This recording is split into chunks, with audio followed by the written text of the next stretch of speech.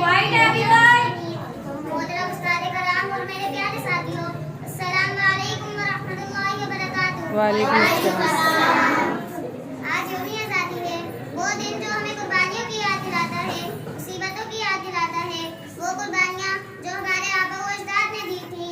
Sir Syed Ahmad Khan, Liaquat Ali Khan, अल्लामा इकबाल, ये वो लोग हैं जिन्होंने अपनी जान-माल पाकिस्तान की आज़ादी के लिए कुर्बान कर दिए, लेकिन आज़ादी का सूरज तुलू होता ना देख सके। तो क्या ये लोग कामयाब हैं? जी हाँ, बिल्कुल ये लोग तो कामयाब होंगे। और हम वो लोग हैं जिन्होंने कोई कुर्बानी नहीं दी, आज़ाद वतन में आँख खोली, आज़ाद कौम में पैदा हुए।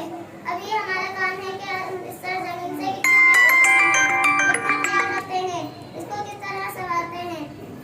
अल्लाह ताला हमें हमारे मुल्क की हिफाजत करने वाला बनाए। आमीन। आमीन।